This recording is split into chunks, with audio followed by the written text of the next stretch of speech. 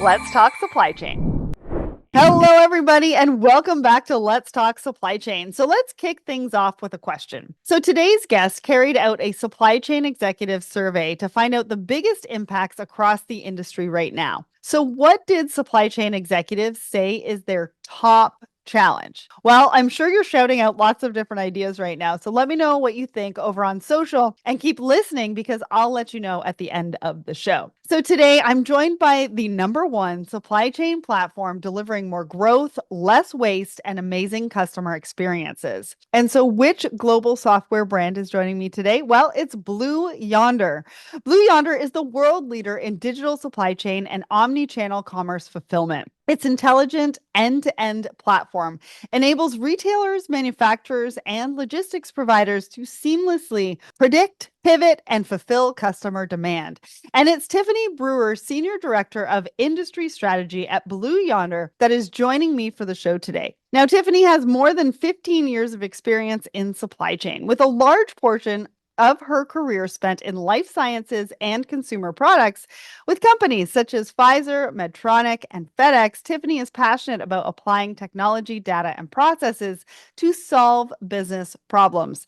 Now, today, Tiffany and I will be talking all about synchronizing supply chain execution. We'll be talking about the big challenges in the industry right now and the impacts on businesses, the importance of building resilient and agile infrastructures in tackling those challenges, the paradigm shift that's desperately needed to help drive change, and how Blue Yonder is helping clients to focus on the customer, reduce spend, and drive growth. So, welcome to the show, Tiffany. Thank you so much, Sarah. Thank you for having me. Yeah, I'm so excited to have you here. Now, we had Anne-Marie Jonkman on the show back in the summer, and that was a great conversation. Now, she really gave us a good introduction to Blue Yonder and what you do, but I'm looking forward to diving a little bit deeper with you today. So, start by introducing yourself and what exactly you do at Blue Yonder. Yeah, absolutely. So Anne-Marie is a hard act to follow, but I'm excited to be on in her shadow. So I'm looking forward to the conversation and looking forward to talking about what Blue Yonder does and some more specifics. So my role is industry strategy, as you mentioned, and what I do is I primarily work with life sciences and specialty chemical companies, and I really kind of sit in between sales and marketing and product. And because of my industry background, I kind of have that that flavor of, hey, I've been there, done that, as far as all kinds of roles in supply chain. I've been in planning, I've been in execution, I've been in technology, strategic planning. So I've kind of run the gamut of supply chain and have been in the shoes of our customers. Hmm.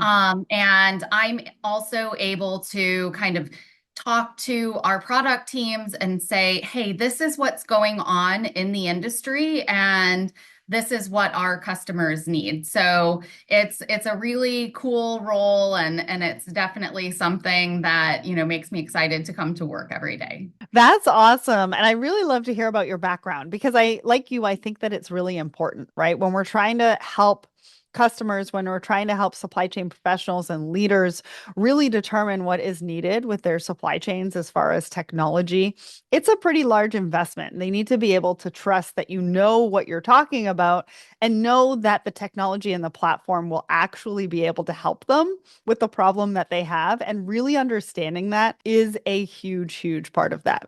So today we're talking about synchronizing supply chain execution, and we're going to dive deeper into this. But to give us some context, can you just explain what that means to you at Blue Yonder, to your clients, and maybe to the industry? Because we use all these terms, right? And not everybody understands what all of them mean.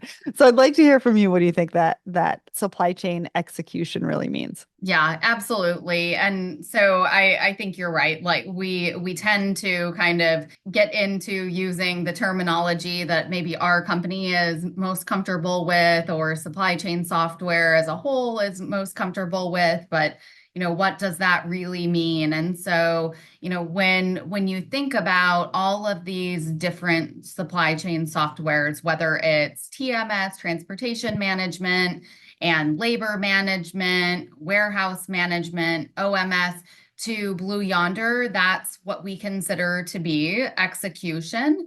And, it's really supporting those execution processes. It's the software that supports the execution processes that occur in transportation, in warehousing, labor management, order management.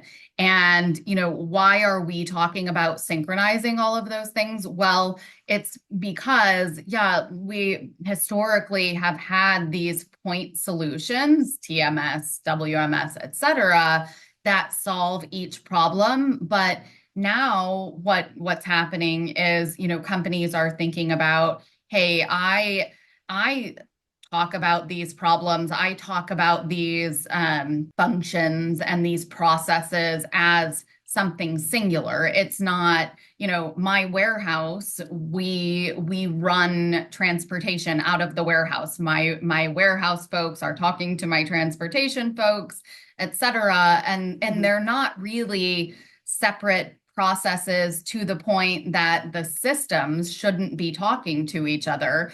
And therefore, we at Blue Yonder are thinking about, hey, how can we use our platform that's, powered by Microsoft Azure and Snowflake, and it's really, intended to connect all of these systems, even into planning, which goes into something completely different. How do we connect all of these things, all of the data, all of the processes, and make sure it's seamless?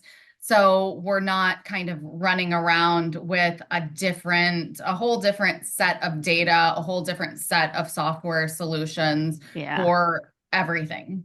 Yeah, you're letting the data flow through instead of having it stopping and start again, when that's kind of where the gaps and the mistakes happen. Yes. And I think also, just from a security perspective, to have all of those systems, if they're not connected and they're not secure, et cetera, it leaves a hole. Well, it leaves a hole, right? For people Yeah. to actually get in and manipulate the system. And we all know supply chains sort of make that economy go around, and we cannot have those attacks happen. And so we really need to be secure when we're looking at technology, looking at platforms. Yeah, that's true. And I think the security is something, especially for me with dealing with life sciences, we talk Yes. a lot about compliance really every day. And so it's top of mind. And when you are pulling things out of one system and into another, all kinds of things can happen, inaccuracies, compliance risks, et cetera. And it just, it causes challenges for the business. Yeah. So let's talk about, I mean, the manufacturing industry, but I feel like every industry is sort of filled with disruptions at the moment. There's supply chain disruptions popping up everywhere. Issues around weather, geopolitics, labor, capacity, getting goods to market and sort of keeping customers has been a little bit difficult in 2024.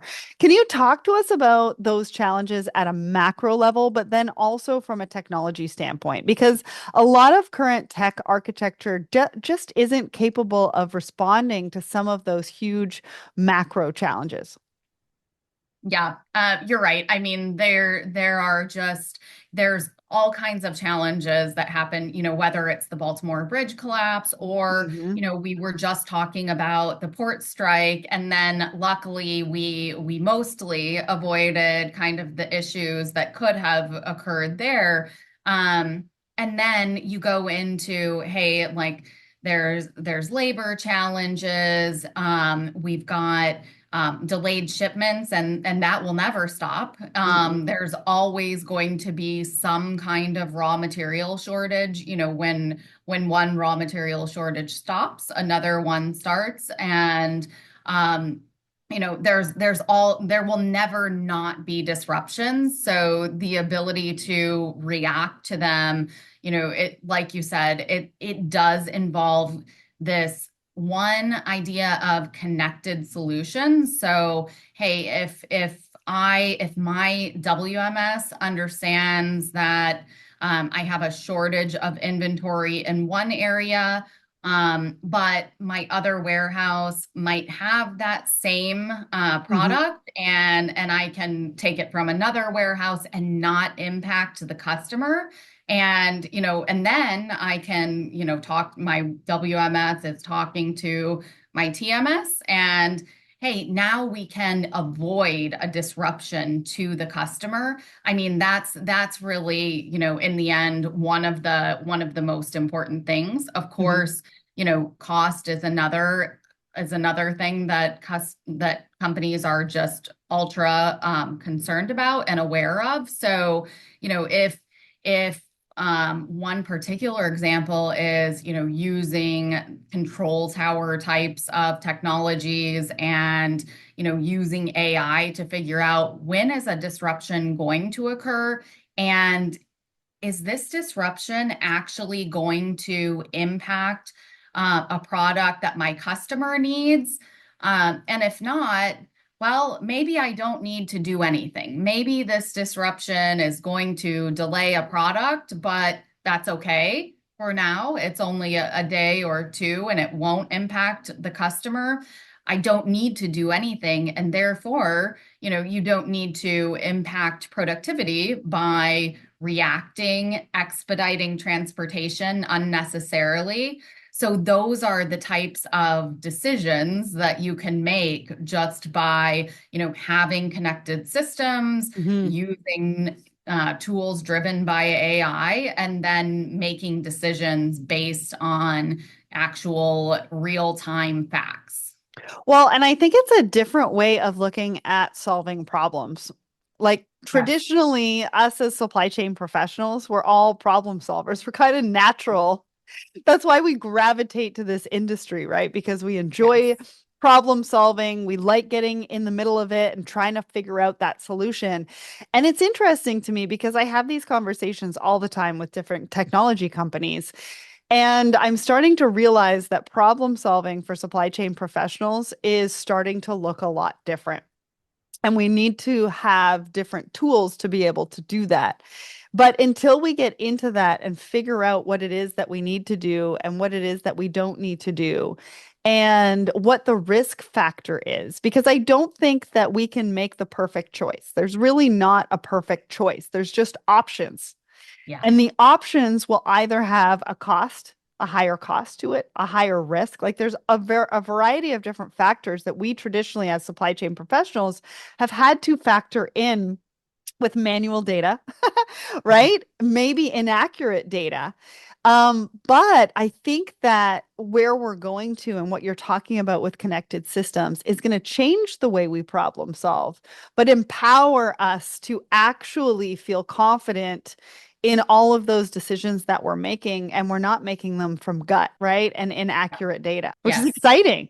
Yeah, it is. And, one of the things that I think about, especially as you're talking about manual data and accurate data, I still remember, because my background is much more on the analytical side of Mhm. supply chain. And I remember, pulling out spreadsheets, and, that data is a snapshot in time. So, we're talking about version 7, version 8, and Right. then you've passed it along to the next 58. person. Yeah, exactly.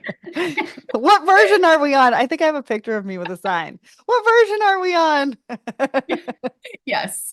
And then, right. And then if you're not on the right version, then you could be reacting to something. You could be trying to solve a problem that isn't even in the real time, right? And so just the current ability to have data in real time, and you're not pulling it out in a spreadsheet, you're actually collaborating with people within the software. I mean, that is, one of the things that I think about a lot is software technology is this ability to communicate and collaborate better in so many ways. And Mhm. that's what just that connected, synchronized solutions, really that's what that does for people in supply chain. But I also think as supply chain leaders, supply chain professionals, we have to re-educate the people that we work with on how we're going to be measured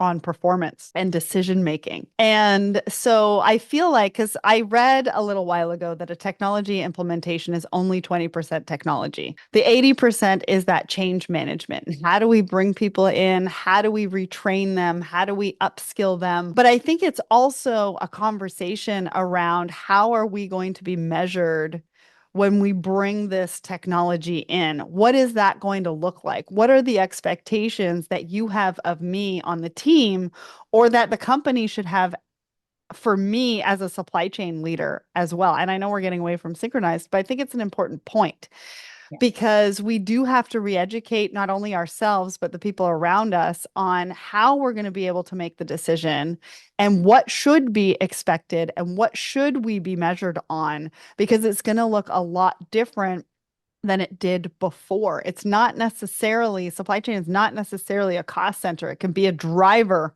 for additional revenue streams as long as we have that collaboration. Yes. Yeah. You've brought up a lot of my favorite topics. Yay!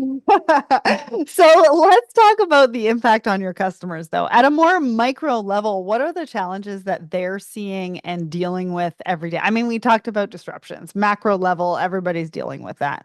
But on a micro level, what are you seeing? Yeah, so I think, the first one is something that we've kind of talked about throughout our conversation so far, and it's just these disconnected systems, right? Like that's something that we hear all the time still, and that's why we are talking about synchronized execution and synchronized really across the supply chain. So disconnected systems, before you go on, I hear a lot about tech stacks just sort of getting out of control. Is that also, the same thing as those disconnected systems? Is just these I feel like whenever somebody says tech stacks, I have this vision in my head. And those DVD towers or those CD towers that we used to have? Yes. I feel like that's what our tech stacks are looking like. That's a great analogy. Yeah. No, I think that's true because, very well-intentioned IT organizations and business organizations have gone out and tried to find maybe the best solution in every single area.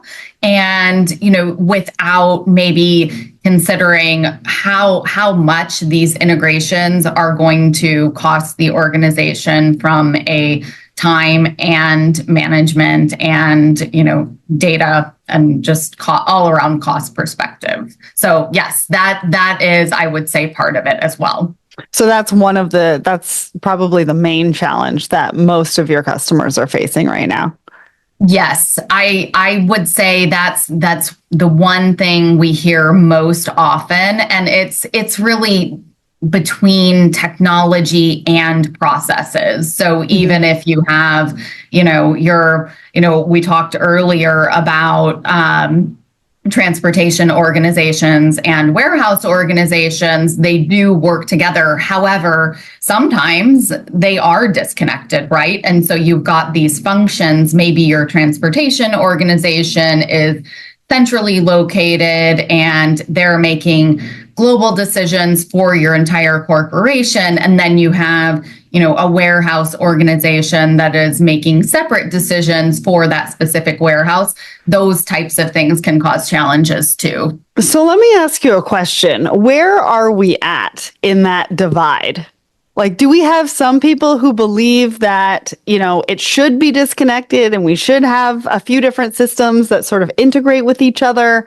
And do we have some people on the other side that are like, no, we need it all connected and the data needs to flow through easily? Like, where are we sort of at in this like push pull? Because you've got a lot of people involved, right? You've got technology, you've got supply chain leaders, supply chain teams, and so I'm just sort of wondering where we're at.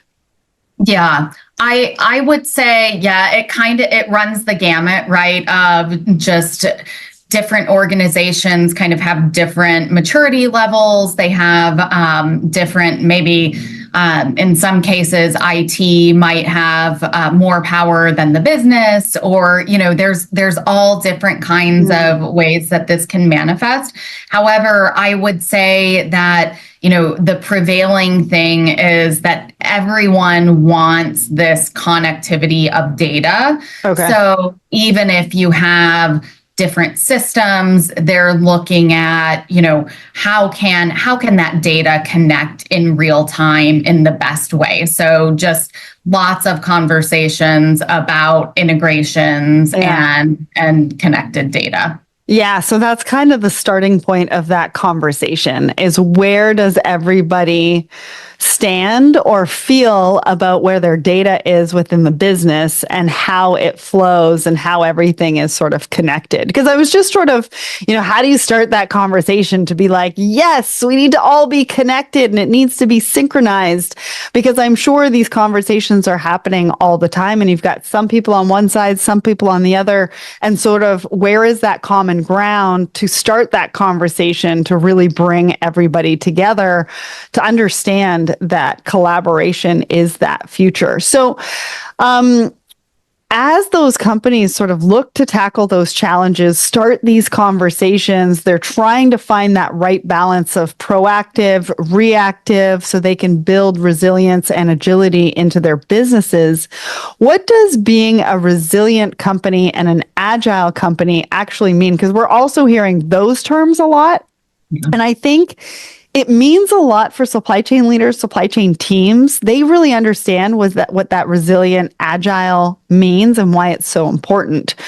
But why is it so important to businesses in general, and for us to bring supply chain and IT together in that collaborative spirit? Like, how is that synchronizing supply chain execution going to help companies achieve both of those things? Yeah, that's a big topic, right? And I think there are just so many ways you can go with it. But I think you're asking the right question in that, what can it bring the business, right? Because that's the end goal, is how can I bring value to my business? How can I, one, make sure that my business is profitable? Two, how can I make sure that I'm serving the end customer? And so, I think that, and even when you had kind of talked about earlier, how can we kind of take these two maybe competing ideas of the business and IT? That's what it comes down to, is let's focus on how can we bring the most value to the business. And I think it is, through connecting systems, through, having this ability to be resilient. And, the first thing that I would say is important to being resilient is just, one, having a very solid plan, right? Like, that's where you have to start, is let's make a good plan, because then you're starting off with a baseline of, I generally understand what does my customer base need, and how can I make this for them? Or how can I, if I'm a retailer, how can I get this product into my supply chain network?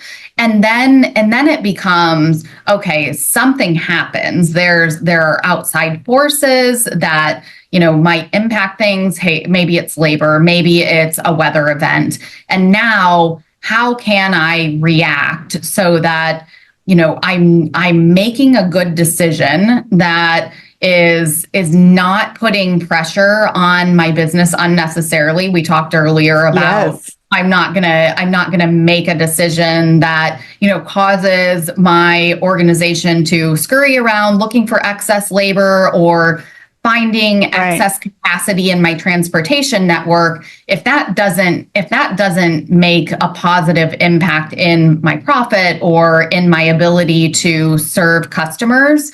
So I think those are the kinds of things that, really allow companies to be resilient and agile when they need to be. Yeah, I think you're right. I think, also I want to encourage everybody to have those difficult conversations and sit in that room with the passion on both sides, because that is where the innovation and the aha moments and everything sort of happens. Everybody thinks that we all need to be on the same page, and, people having an issue with one side versus the other is not a good thing. I think it is, though. You have to sit in the uncomfortable to be able to come together in a collaborative way to understand what synchronized supply chains and businesses and business systems actually means to you, and how you can create that for yourself. Because at the end of the day, the technology also gives us the opportunity to be able to create that and bring everybody together in a way that works for the business, right? It's no longer that we have to necessarily conform to what that platform's providing. You're partnering with that technology company to provide you with what you need. So I like that. Now, I think when we talk about resilience and agility, because I think I mentioned this at the beginning, a paradigm shift is needed.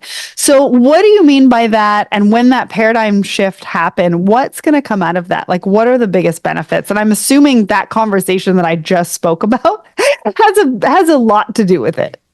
Yeah, well, I think that's true. Like, just kind of getting all of the opinions and perspectives into the room is a big part of it, because like you're saying, you're able then to see, oh, well, I always thought that, having inventory, I as a warehouse manager always thought having the most inventory on hand to meet my shipment targets was the most important thing. Mm-hmm. But as a transportation planner, I think that kind of getting those shipments on time is the most important thing. So how can we as an organization kind of make these decisions together and figure out, well, which thing is the most important, which thing is the most important for the business, instead of what is the most important just for my individual role. And then that goes back to what you were talking about earlier with,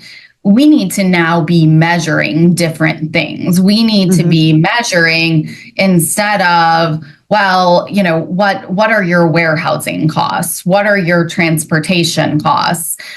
Maybe it's something different. Maybe it's, something that my transportation costs are high, but we have increased profitability because now we're serving our customers better. So it's really having the governance in place to measure the right things. Mm-hmm. Well, and understanding what's important to each side. But when we say what's important, I go back to what I said earlier about how we're being measured.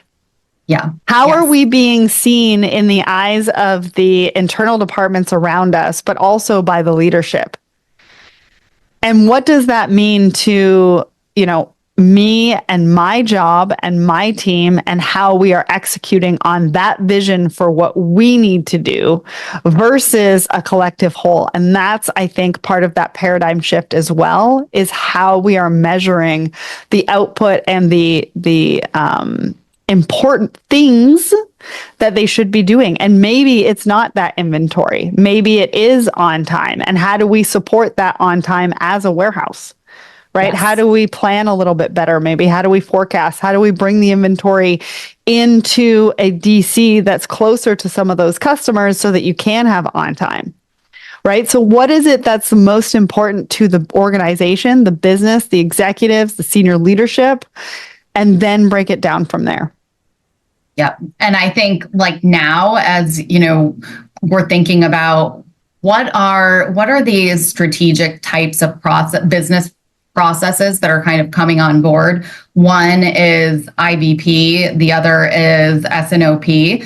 And, those are the kinds of discussions that are, really cross-functional, that we see and hear about every day, where, now I've got my planning organization and my marketing organization and my transportation organization Oh, and I have my finance organization and the ELT all talking together, in the case of S&OE on a weekly basis, or in the case of IBP on a monthly basis, about these metrics that are common, instead of focusing on siloed metrics that are just important to your function.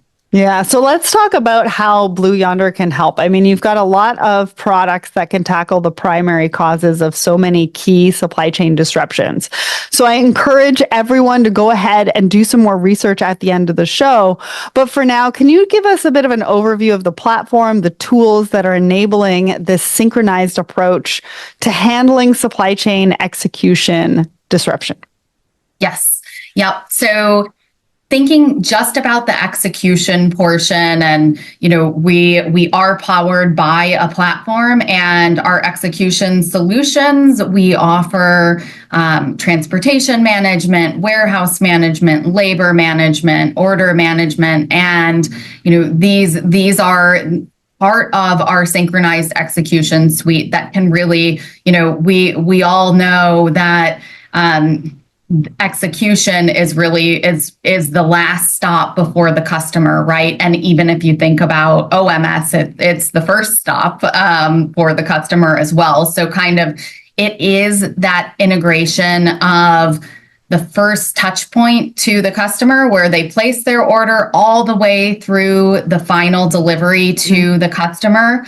And we have the ability with Blue Yonder solutions to synchronize that entire process and make sure that, we're getting the product to the customer in the absolute most efficient way, whether it is, improving on time rates. Our TMS solutions absolutely do that. And with the interconnected solutions, we're able to do that even more efficiently. We're able to reduce labor costs. We've had great success in doing that and decreasing transportation costs. So, my favorite stories always involve increasing on time to customers while simultaneously decreasing transportation costs, because that's the gold standard. So our solutions really allow that to happen for our customers, and the synchronization of those solutions, it only allows that even more. Amazing. So there are a lot of benefits to synchronizing your supply chain execution. In real terms, though, what do those benefits look like? If you've got, if you can paint us a picture of a customer when they used your solution, or which solution did they use, and what the ROI and benefit they saw from it, I'd love to hear it. Yeah. So, one of the first things that I think of is, as you're thinking about, hey, I'm able to take that customer order, so that's OMS, and now my warehouse understands, hey, this order has come in from the customer, so we're going to need that inventory, and therefore, we've got to have an understanding that inventory is in stock. So kind of increasing the in-stock availability. So we're able to then take that into our transportation management system and increase the ability to get it to the customer. So we have been able to reduce transportation costs by around 30 to 40%. Wow.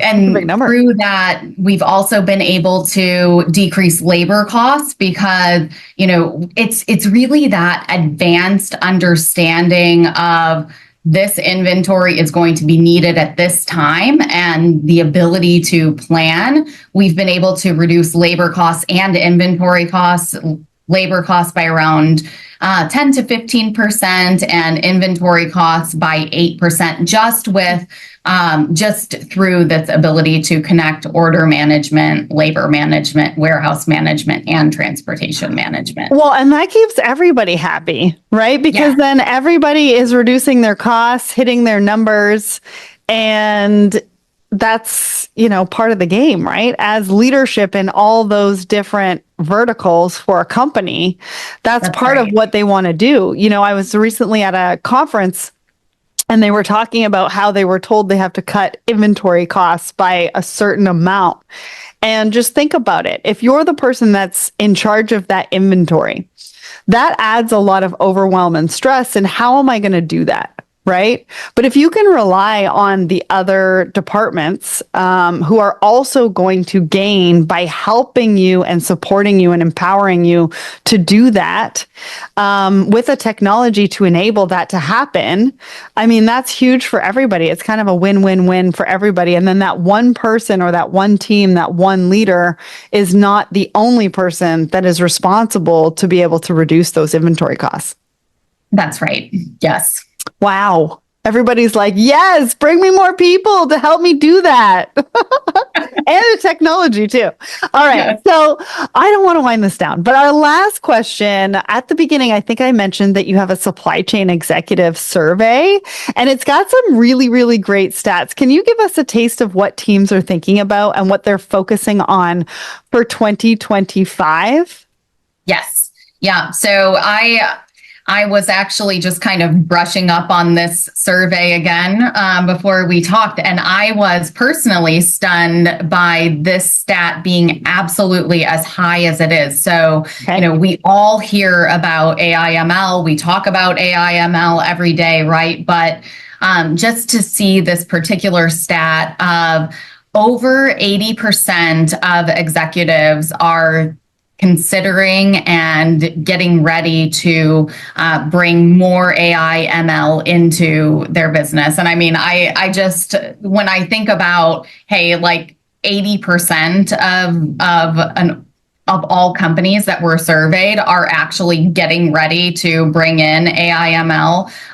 That's just huge. And then I would say the other thing connected to that is just over 40% are actually getting ready to implement, which is pretty sizable in itself. So, right around just over 80% are getting ready to purchase. And then you've got another 40% that are saying, hey, we're getting ready to purchase or we're getting ready to implement that technology. Well, and that's 50% ready to implement out of that 80%. So if you're not in that 80%, there's 50% of companies that are well ahead of you, even if you're not thinking about it. And so something to think about as you move forward. But that is the answer to the question that we asked everybody at the beginning of the show. And those stats are incredible. And I'm sure they can get some more stats by heading over to your website, blueyonder.com, and looking for